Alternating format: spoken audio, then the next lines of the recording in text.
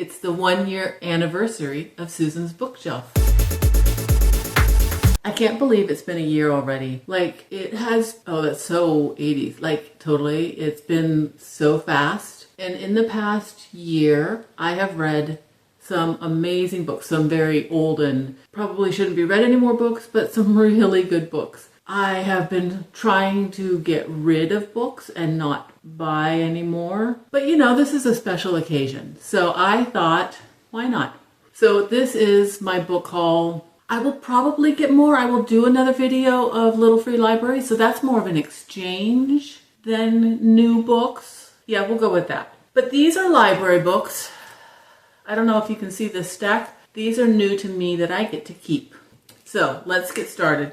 I'm going to do like I usually do, and I'm going to do my middle grade books first. But before I get started, I want to thank everybody who has liked and subscribed and left comments. Those really help me to grow my channel. I don't ask after each video, but I would really appreciate it if you would do that. But anyway, let's get started. I read A Long Way from Chicago by Richard Peck. I read that a couple months ago. And this is book 2, A Year Down Yonder by Richard Peck, and it's the one that won the Newbery Award. It's a super short book, and I'm really looking forward to reading it. In book 1, it takes place during the Great Depression, and the brother and sister come from Chicago to this very, very small, and it even says, hick town where grandmother lives for 1 week every summer for several years. So it takes place over many years. But in this one, it's just the sister. Her name is Mary Alice, I believe, and she is going to spend the entire year with grandmother. So I'm really looking forward to it because that grandmother is quite interesting. Right as Rain was what I was going to read in, I guess it was March, Mental Health Month. It's about a girl who is struggling with her family. Her parents are acting as if nothing has happened, and yet everything has changed in her life. After losing her brother, they have moved from the country or more rural area to a city, and she doesn't really like the city. They keep pretending like nothing is wrong, and she knows that marriages don't always last after the loss of a child. She, I think, is feeling left out. It sounds very serious, but it sounds amazing. I don't know where I got this one from, this idea of this one, and I don't know when it takes place, but it was written in the 90s. It is called Secret Letters from 0 to 10. And it's about a boy. I like the beginning. It says, 10-year-old Ernest has a flat, colorless life. Each day is the same. He comes home right after school, eats a healthy snack, does his homework. Enter Victoria, the new girl in school, and his world is gonna get upended. It's super short. It looks like it takes place in a different era, but I don't know. And the last one from the library, middle grade, it's called Wilder Lore, The Accidental Apprentice. And this is Barkley. He is an apprentice to a mushroom farmer in the town Dullshire. They don't like things to be exciting in Dullshire. They have lots of rules, and you need to follow the rules. One of the rules is to not go into the woods, which apparently Barkley accidentally does, and there are beasts or wild things. There's something in the woods, and we're going to find out what it is. I can't wait. Now, young adult.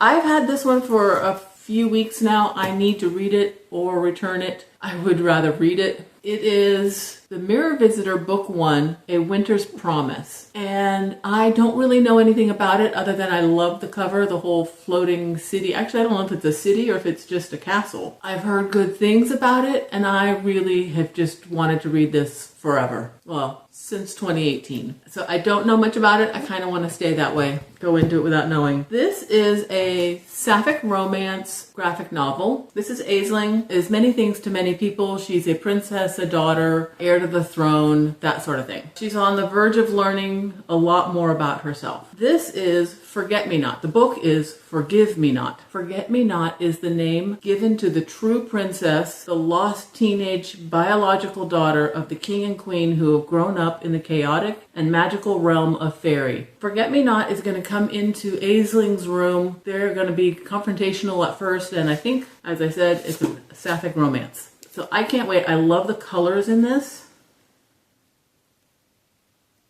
So I had to leave for just a second, but I am back.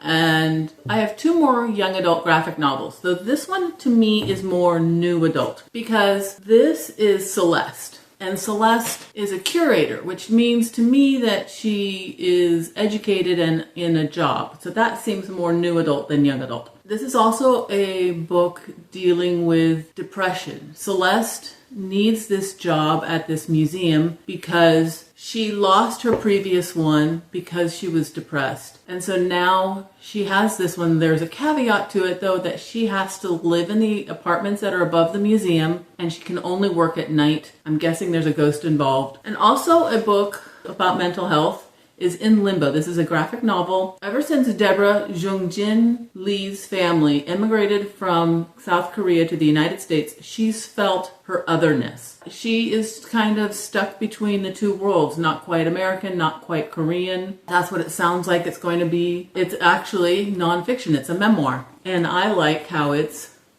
all in blue.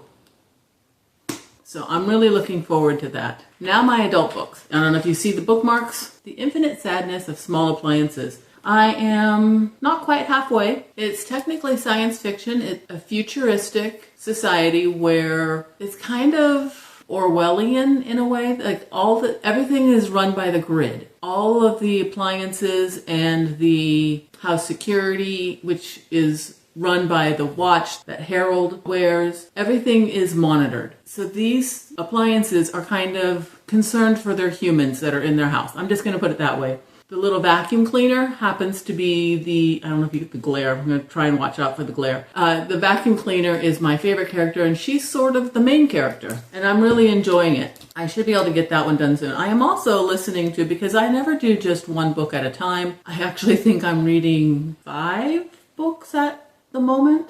I think that's right. It might only be 4. The Mostly True Story of Tanner and Louise. I am also about halfway, just shy of halfway. Louise is a senior citizen who has recently had a spill, and her daughter thinks that she needs to have an in-home care, not like a nurse or anything. Their friend's daughter is in need of a place to live. The friend's daughter is Tanner. Tanner has her own injury that she's recovering from, and kind of a depression from having the injury that she's no longer able. She lost her scholarship to college and is now living with Louise. Only Louise has some secrets, and I'm going to leave it at that. I'm enjoying it. It did take me a while to get into it, and I was thinking I would DNF, but I wanted to give it a good solid another hour of listening, because I am listening to it mostly, and I'm actually really enjoying it now. I have this book on CDs, but that's okay. I don't mind. It's I'm trying to get it in book form, but I think I'm gonna have, if I do, I'm gonna have to have it on my phone, which will be fine. If I sit and listen to it while I'm doing the puzzle, I can look at the phone and follow along. I won't read along, but I'll follow along. And this is When Books Went to War, and it's about World War II, 1941, when the U.S. entered World War II, and all of the book banning and book burning was going on, and it was the concerted effort of the American librarians and people in general to make sure that our troops had books to read. So millions of books were sent. I'm just really curious about it. So a book about books. This is the one that I've seen going around on BookTube. My daughter reads a lot of TJ Klune books, even though it's not her genre. It is my genre. We Burn So Bright. It's probably science fiction. Does it count as dystopian? The world is actually going to end, and the two husbands, they are Don and Rodney, know that the world is ending. It sounds like they're going to make a road trip from Maine to Washington, and it's the people that they meet along the way, and it just sounds like it's going to be good. The Correspondent is a book that I'll be listening to, but I like to have the book with me to follow along. It's an older lady who has written letters all her life, and then she gets contacted by somebody, and now she needs to write another. I don't know. I know that people cry at the end. I'm looking forward to it. This was the book that won the Goodreads award, I believe, right? The total final, the big one in 2025. So I'm looking forward to it. I believe I saw this on Florence Harvey's channel. I may be wrong, and I remember I liked the other cover better, but this is Evenings and Weekends, and it's a group of, I think it's just a group of friends, or maybe it's multiple groups of people that may or may not be interconnected in a really hot weekend in London. And I'm really looking forward to it. It just sounds appealing. I don't know if I can get it on audio, but that's okay. I'm here for it. And that's my library book haul. I was really happy when I pulled all of these out. I was really happy. I'm like, oh, that's not that many library books. That's really good. No, I have more. I've just showed most of them to you already in one video or another. I'm getting better. I'm not hogging all the library books anymore. I am going to do middle grade first again. These books I have mostly thrifted. And I do have a used bookstore that I go to that's not too far away. A few of them have been from the Friends of the Library. Actually, quite a few of them. And I got a bargain on that one. And some of them have been Little Free Library. And just a couple of them have been purchased. So, middle grade. The Swiss Family Robinson was one of my favorite movies when I was little. My son, when he was very little, he really liked it. And it's one of the books that's been in the background of my mind that I wanted to read. And it's one of the driving forces as to why I want to read classics this year. So I'm very excited to read it. It's got a few pictures, very, very, very few pictures. But Swiss Family Robinson, if you don't know, if you've ever been to Disneyland, they have the tree house that they call it a Tarzan tree house, but it was originally Swiss Family Robinson. This is Polly and Buster, the Wayward Witch and the Feelings Monster by Sally Rippin. The back says, in a world where witches can never be friends with monsters, Polly and Buster have managed to keep their friendship a secret until one day when everything changes. And it's super cute. I just can't wait. On my TBR this month is Dragon Rider by Cornelia Funk. And I have book 1 and I have book 2. I just recently on the library bookshelves found book 3. So I'm going to try and take this packaging off, the cover and all that. But it's in excellent condition and I'm really excited. Hopefully I like the series. All right, these 4 go together. It's a series of books that I've heard of, I don't know, for like the last few years. They were written in the 90s, but they take place in the 50s. And the series that I'm mostly interested in is the Fairacre one. That's Miss Reed, Summer at Fairacre is the only Fairacre book that I have. She has another series, which is the Thrush Green series. So I have 3 of them there. I bought these at the Friends of the Library store. They were having a sale of 25 cents per book. So I got these for $1.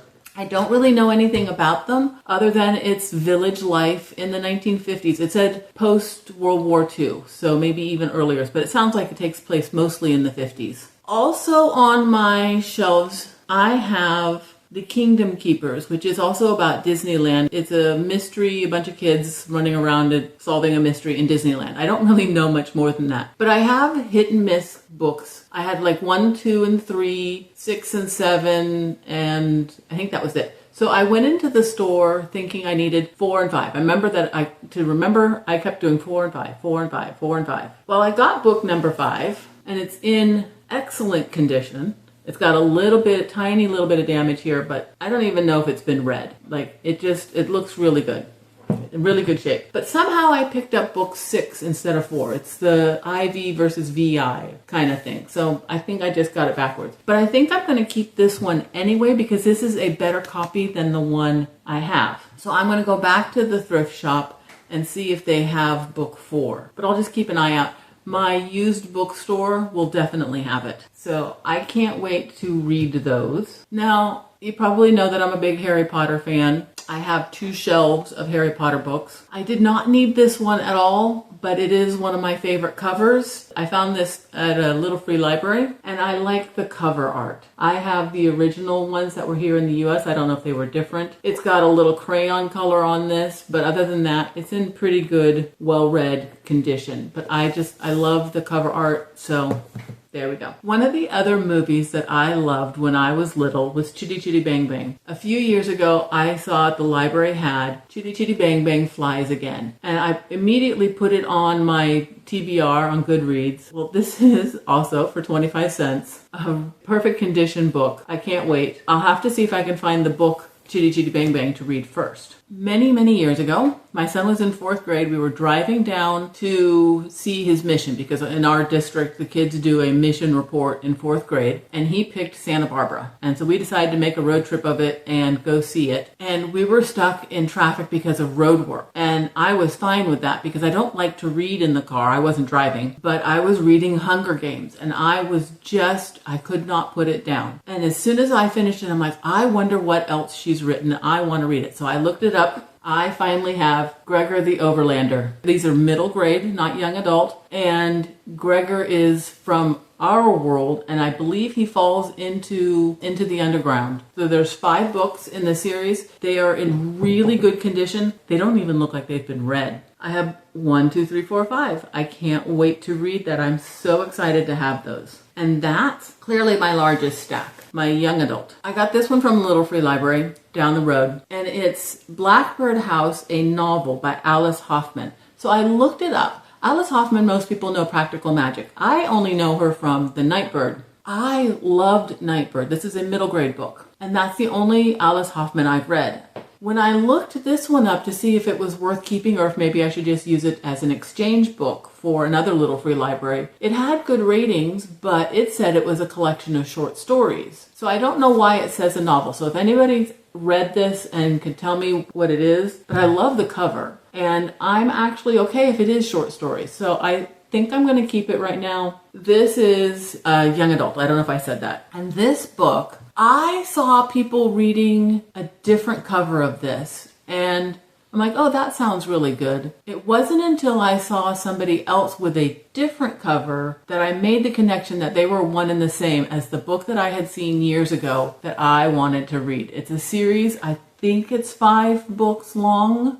And I think they're all big like this, and it's a dystopian young adult. That's probably one of my favorites. I love a young adult dystopian. So Gone by Michael Grant. I can't wait. And that's my young adult. I did not get very much young adult. My adult books. I got Sense and Sensibility. I have never read Sense and Sensibility. I have seen the movie. I decided to read classics for the year, which I've mentioned already. I honestly thought that I would have read all of Jane Austen by now, but I'm trying to have a variety, and there's really only so much reading, and I really want to get through all of Jane Austen's because the only one I've read is Pride and Prejudice until I read Lady Susan this year. It has a little bit of damage here, but I did that damage when I was trying to take the sticker off. So I'm going to use a black marker on there and take care of that. But this is another book that I don't think was ever opened. Between the library, Friends of the Library books, Little Free Library, Thrifted, I don't know if I mentioned, but I think I average $1 a book, except for the ones that I purchased.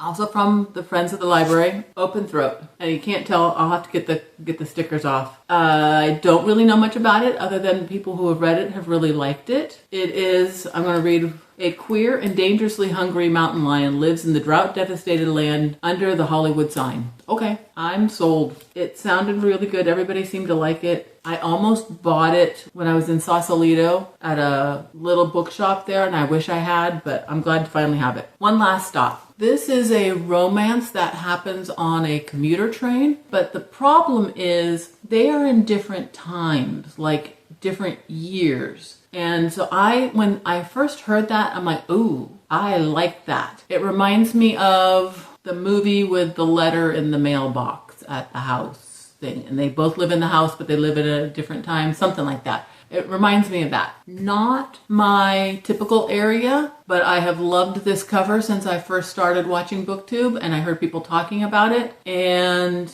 I got the book for really, really cheap at a thrift shop. It is in perfect condition except for some like orange markings right here. It is not, like I think I said, my typical read. It is a contemporary romance. Ready or Not by Cara Bastone is an accidental pregnancy trope, and I believe she falls for her best friend's brother. something like that. I'm not sure. I haven't read it. I heard people talking about it, and as soon as I saw it, I'm like, I want to read it, even though it's not my typical read. And my daughter does read contemporary romance, so I'm guessing she might want to read that. I have loved Alan Rickman, not because of Harry Potter, but he was, back in the day, he was my favorite actor. He was the Sheriff of Nottingham in the Kevin Costner's Robin Hood, Prince of Thieves. I think that's the title. He was also the bad guy in everybody's favorite Christmas movie, Die Hard. And I just absolutely loved him back then. And then to have him be in the Harry Potter movies was perfect. Sad to have lost him. I don't read a lot of biographies, but I'm trying to work on that. Really glad to read Madly, Deeply, The Diaries of Alan Rickman.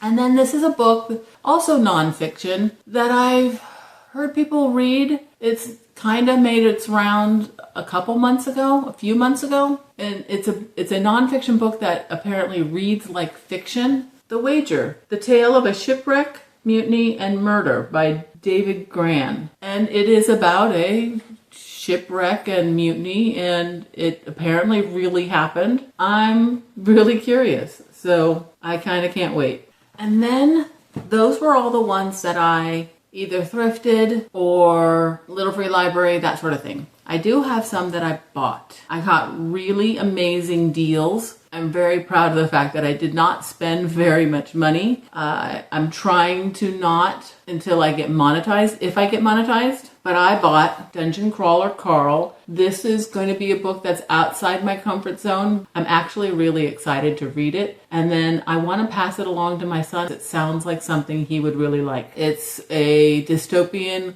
where aliens have come, most of the world has died, and the people who have survived are forced to play a game for their entertainment. I bought a field guide for The Formerly Villainous, a novel. Look at this. I love it. Look at the mushroom sprayed edges. It kind of reminded me of Violet Thistlethwaite is not a villain anymore. It's about people who were villains. They were forced to do villainy, and they are now trying to get past that, but people are still after them for their crimes. And it just sounded quirky, and I liked Violet Thistlethwaite, so I'm willing to give that a try. I loved The Spell Shop, and I've been wanting to read The Enchanted Greenhouse, but I bought The Faraway Inn by Sarah Beth Durst. I don't really know anything about it. I read the back at the time. I don't really remember, but also a gorgeous copy with some nice sprayed edges. So excited to read those, and I'm very grateful that I was able to buy those. I'm very grateful for you being here, for my channel.